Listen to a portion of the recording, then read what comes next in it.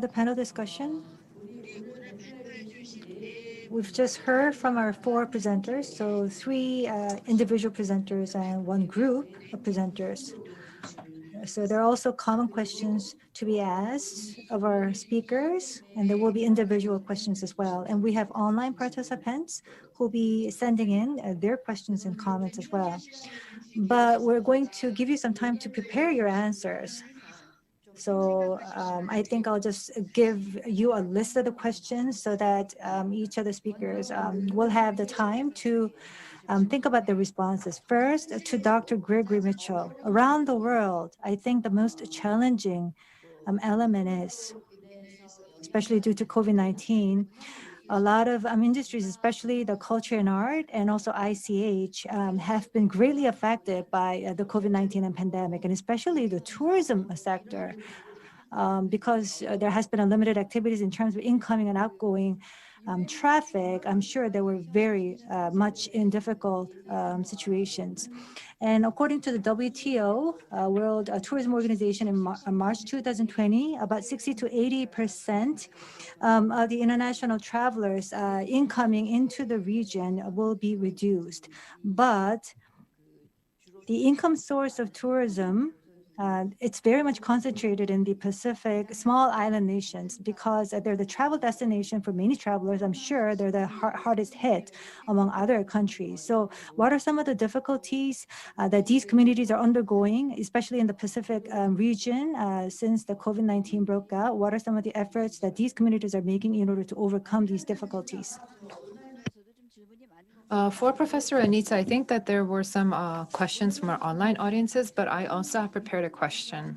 So you've told us about how there are cultural heritage elements found in environmental law and some other domestic laws as well,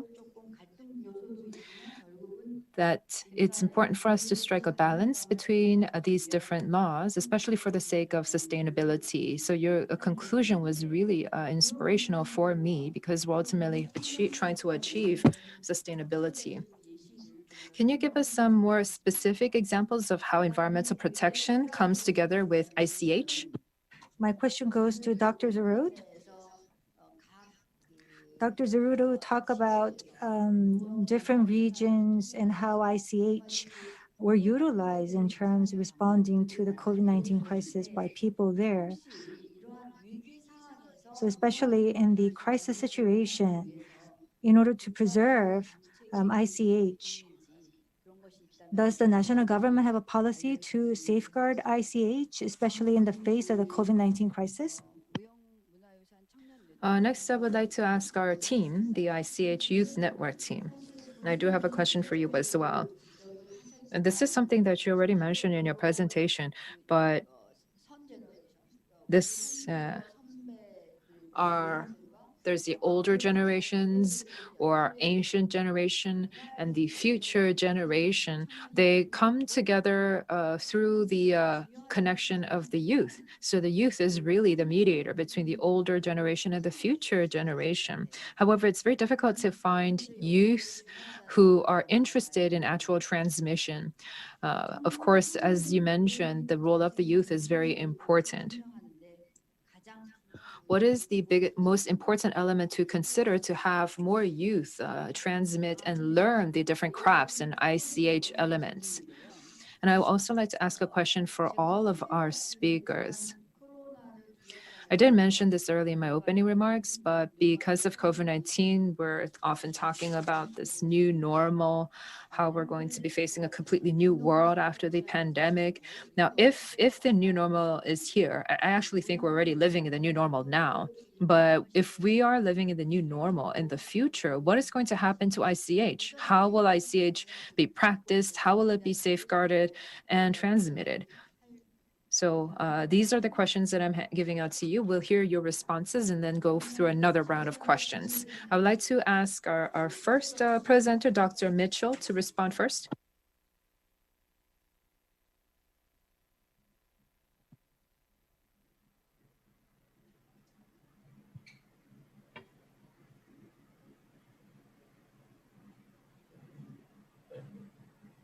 Yeah, I'm unmuted. Do you want me to ask a question?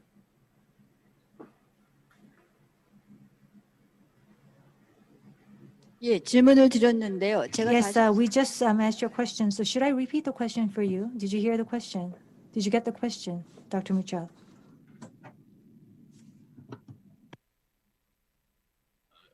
I'm sorry, I'm not getting the translation. 그러면 그 혹시 Okay, I've got the English on now. Sorry. So I'm sorry, I've got the English on now. Is there a question? 네, 질문은 예. 그러면 Okay, so I'm just going to make that question very brief. So in 2020, the COVID-19 has had significant impact on various projects and programs, and especially in the tourism travel sector. It has been the hardest hit of all the industries, I believe.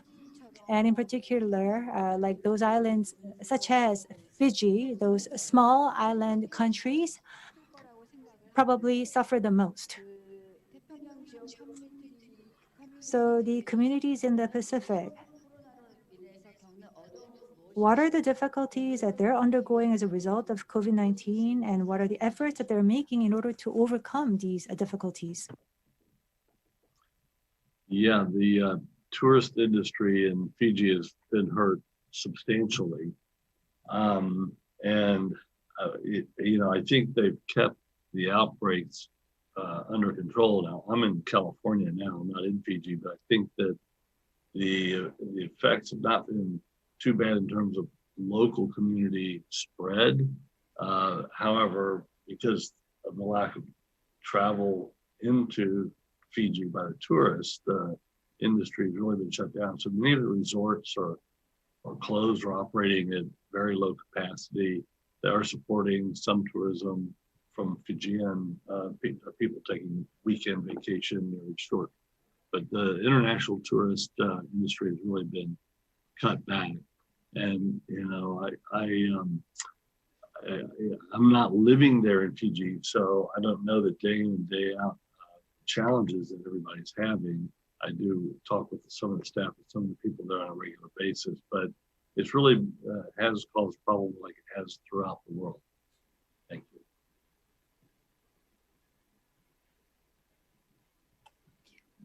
네, 감사합니다. Yes, thank you very much. I think we are facing a similar situation here at the Republic of Korea as well. So now can we hear from Dr. Anita? Can you respond to your question? Yes, thank you. Thank you for the question asked.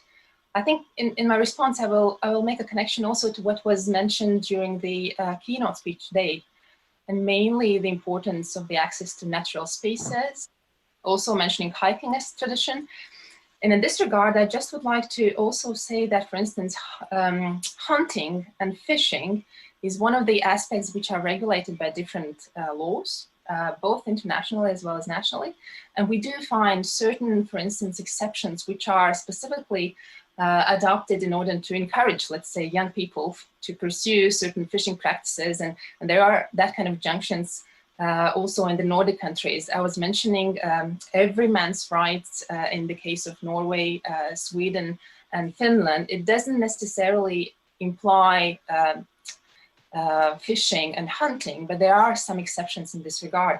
There are also discussions ongoing regarding specific hunting and fishing practices and whether they are respectful towards animals or not. And these discussions are really to be addressed primarily at the national level. You were also asking about the new normal, the question, how would we pursue further with ICH practices after these current global circumstances we're all facing? And in that regard, I just would like to mention that we had inspiring examples in Latvia, how singing tradition, dancing tradition, how they were really made an online practices, and the way how people are able to cooperate also through all online formats. We really discovered that now at this present conditions we're all facing. Thank you.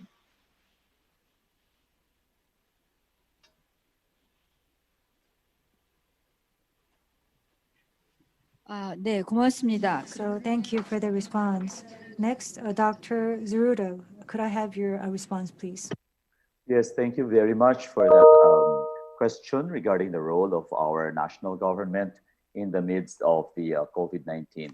Well, to be very honest, all of us, I think, were caught flat-footed. Everybody was caught unaware of the upsurge of this pandemic, and our national government was really the national government faced the wall on what were the protocols that had to be undertaken. So they really had to turn over a lot of these procedures and guidelines to the local government.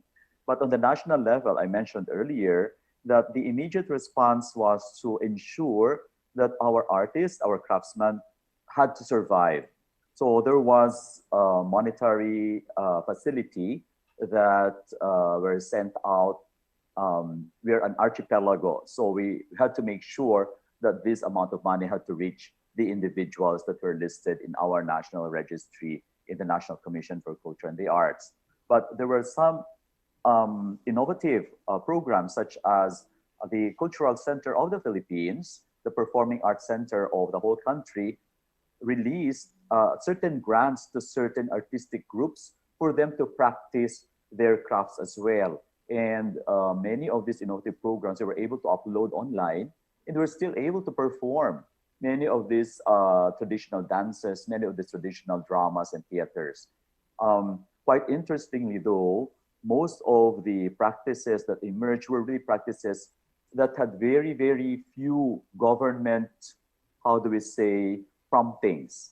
No, they just emerged. The three cases that I narrated to you were actually practices that had always been there. It came out just naturally because these indigenous peoples were used to those particular situations that had very difficult calamities, very difficult ruptures in life. We found out that the most effective way really to ensure the continuity of many of these practices and the idea of gathering, although virtual, had been through a network. So recently we were able to put together the ICH Philippines network. This is a network of communities, of groups, of individuals, all the way from the north in Batanes to the southernmost island in Sulu, to gather on an online regular meeting to share their practices and how they survive in the everyday during this pandemic. Thank you very much. 예, 감사합니다. 자, Thank you very much for your response. So now may I like to turn to the questions from the Korean National University of Cultural Heritage. Yes, thank you very much for the question. So the youth should be able to take some more initiative, and it's very important for us to do that. And you asked us what are the important elements to consider to make that happen. And I think that it's really important to maintain and foster a sort of connection. Intangible cultural heritage is something that changes over time. It continues to evolve. So I think it really has to do with the sensibilities and feelings and emotions of our people. So for example, there's an intangible cultural heritage of kimchi making, where the family all gathers together to make kimchi together. Or maybe the different mother of pearl cabinets that my grandmother passes on to me when I get married. So there is that sort of emotional element, but I think, as I mentioned before in the presentation, there's this gap between the youth and ICH because they don't have first-hand experience using ICH in their everyday lives. And so it's just very difficult to try to establish a connection with ICH. And I know that I'm being a little bit vague here, but I'm trying to explain that we know our head, we understand that ICH is important, but we just don't really know exactly what we can do to genuinely preserve ICH, and we don't really connect with that. So I myself am a student interested in this, and this is literally my major, but I know it's important, but I don't know exactly what I should do to try to establish a connection in preserving ICH. And it will be even worse for other young people who are not studying this as their major. So to have that responsibility or a sense of commitment, I think that we have to appeal to the youth through an emotional sense, and they need to establish an emotional connection with ICH. And I think that will help them to see that instead of vaguely thinking, oh yeah, this is something that's important, they can really take the next voluntary step to actually safeguard those elements. In my presentation, we talked about establishing this connection, and this is a sort of emotional connection. And to do so, I think we need an ICH youth network, like we said in our presentation. If there's a network, then maybe we can raise this awareness more concretely, because otherwise there's just this vague idea of ICH safeguarding, and I think we need something more concrete. Yes, thank you very much. I think that means that you have more of a sense of responsibility to try to help the youth establish an emotional connection with ICH. So now we'd like to listen to our speakers on that common question that I asked. I think that Dr. Anita also responded to that already with the new normal and what's going to happen in the new normal after post-corona, what's going to happen, what should we do in terms of safeguarding and transmitting ICH in the new normal post-COVID. Who would you like to respond? Eric? Well, from the government side, we have always established this tradition of a school of living tradition. So this is specialized school, particularly in specific areas all over the country. It covers around, I think now, all over 200 schools of living tradition supported by our national government. And this is a school where young children, the youth, are exposed to the traditions of the communities. Very often, these are indigenous communities. Now, the biggest challenge here is in this post-COVID or maybe the new normal, it may not be as convenient to gather in these schools of living tradition. There are many constraints that they have to address, particularly they cannot meet anymore. Technology should be there. And if they are in the mountains, it's very difficult to get an internet or a Wi-Fi connection. At the same time, many of the schools of living tradition are really situated in the landscape.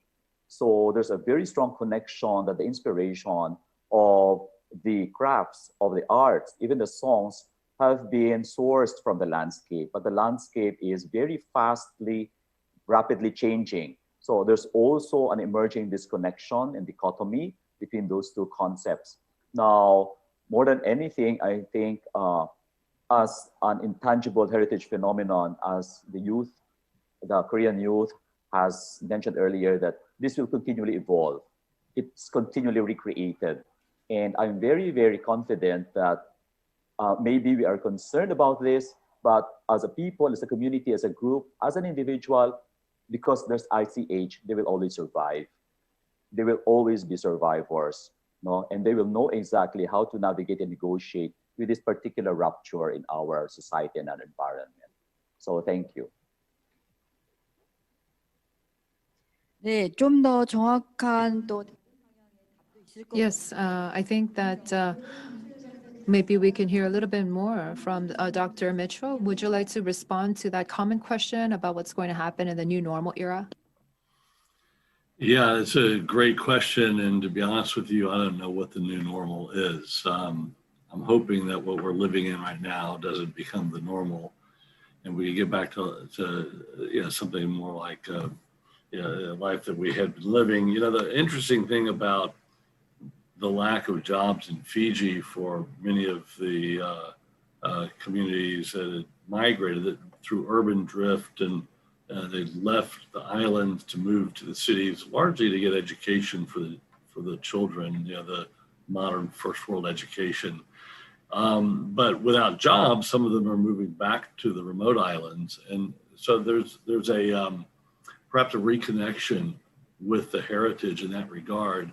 I think the question raised by the Korean youth about, trying to have that connection, if the youth don't have the connection with the elders who have practiced it as just part of their life, passed down through the centuries and the millennia, it's hard to just recreate it through book learning or class learning. It's that contact with the elders. And so in Fiji, the families leaving the small islands to move to the city for education for their children has disconnected the youth from their grandparents and great uncles and so forth. And so the community effort to maintain certain traditions has been frayed to a large extent. But as my understanding is that some of them are moving back to the islands, and so perhaps that'll reestablish a little bit better the cultural link. In the end, I think it is about individuals that are willing, and the younger individuals that are willing to engage in a dedicated way to maintain the tangible cultural heritage, because everyone's not going to do it. When the community required the boats 200, 300, 1,000 years ago to sail, they had no other option. They had to have the culture maintained and the storytelling to build the boats. Now they've got other options, and people are going to choose the other options the modern way. And the question is, how do you keep that unbroken chain of knowledge passing down? And it's through practice. And maybe not all individuals will do it, but my great gratitude to those youth who do take that onto themselves to carry that forward. Thanks.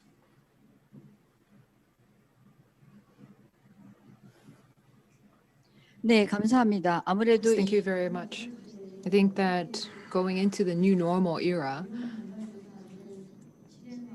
on how we're going to practice and safeguard and transmit ICH, it's going to be really a challenge for all of us. And that is definitely something that we have to consider going forward. We do have another question to the youth. And I know that there were some of the online audiences who also asked some questions, and they also had some questions for the youth as well. So I'm going to take all those and try to integrate that into one question. So the question is this: is Korea doing its best on a national level to encourage and foster the establishment of an ICH youth network? So is Korea doing its best on a governmental level? Because in the presentation, you guys are pretty critical about the fact that a lot of the support is one-off. So can you perhaps respond to that? Yes, I think I made eye contact with someone, so I think you're it.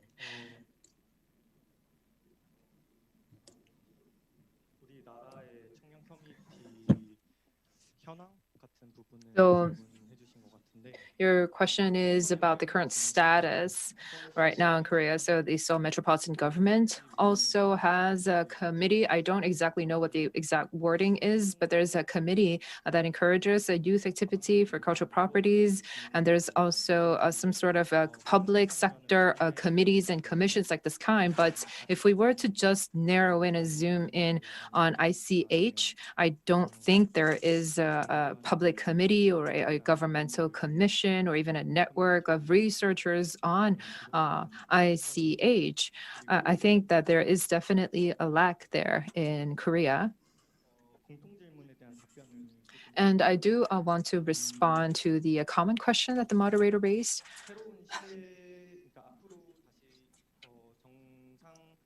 So when we go into the new normal, even if we go back to the old normal, I think that what happened right now, because of COVID-19, that's going to bring about a massive amount of changes in our society. And in the midst of those changes, I think that communication and cooperation are going to be even more important down the road. So for example, the youth around the world, we know that there are many young people around the world who are interested in ICH, that they are working on ICH safeguarding, but because of language barriers or maybe other different challenges, there was a limit to the amount of information we could gather. But now because of COVID-19, we're all doing everything contactless. We're all doing everything virtually.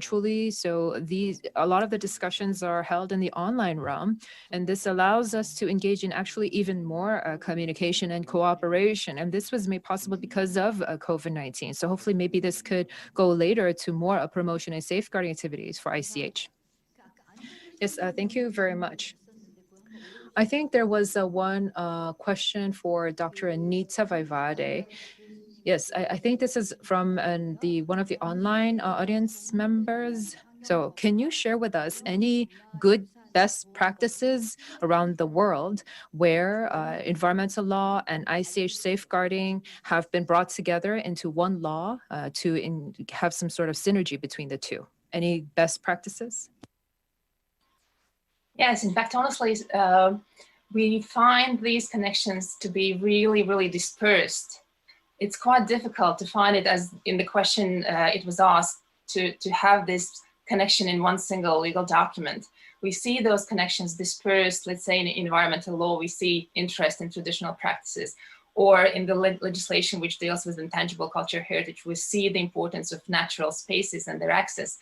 But these connections are not really articulated in one single legal document. So that is also part of the, in fact, difficulty to understand these junction points in different countries, because we need to reach out to these diverse legal documents and see how they are interconnected and where these junction points can be found.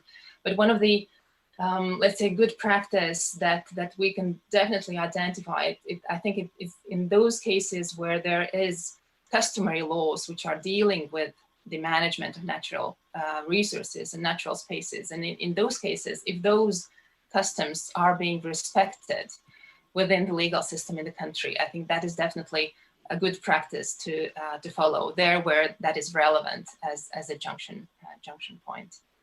Thank you. 네, 감사합니다. Thank you very much for your response. Today is actually the last day of the forum.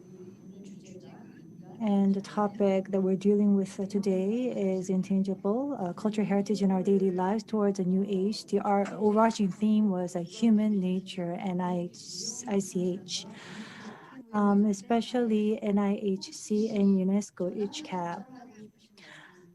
Because they're here, do you have any final messages that you want to deliver to these organizations? Dr. Eric, do you have any message for our organizers? So this is a common question across all of the 4 speakers.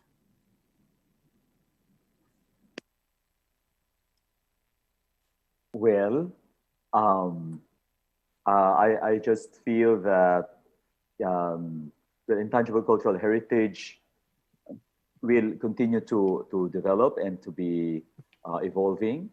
And I think it's also very important, particularly the platform of the youth, that they also have to be introduced, to be made aware, to really intensify their appreciation with regards to this human phenomenon, because it is the one that connects us to our world, to our environment, to the universe, and also it connects us to our histories.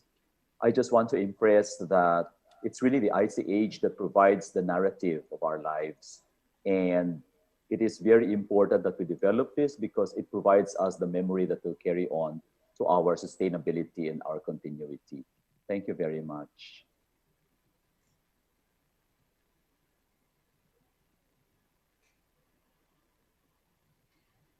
예, Yes.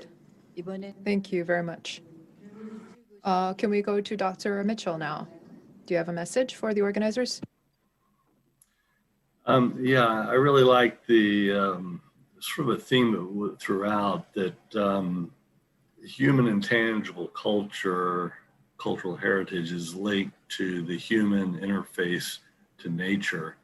And, you know, one of the themes that all indigenous people have had or practice, you know, belief system was the fundamental oneness of between human society or humans in their environment. And, you know, we've become disconnected. You know, in the case of the small example that I gave of these sailing canoes, you know, that culture has to exist in the context of humans communicating with each other. And if you're on remote islands in very small community, the only way they could communicate with other islands and other small communities was through building a boat and sailing. So it was really a fundamental emblem of the connectivity. And it was fundamentally embedded within nature. They had to sail across a dangerous ocean to get to the other side. So I think what I'm trying to get at here is that these practices that humans have developed, how they interact with nature and how they interact with the way humans can communicate with each other is is a challenge that I feel like modern society has created so many different distractions for us that we no longer, have those anymore.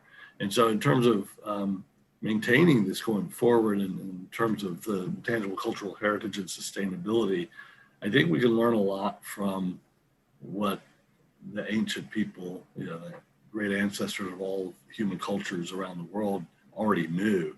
And as an ecologist, we actually work with the Fijian elders about the stories that they have about their natural resource and their management. Because if you put it in the context of their story, they're more willing to accept the modern ecology point of view. So there's a lot of knowledge there. And, but I do worry about the loss. And I think it has a lot to do with we're losing connection instead of building connection across the different, I feel especially between the generations, the older people and the youth, and losing the connection, we lose intangible cultural heritage, and we lose a connection to nature too. Thanks.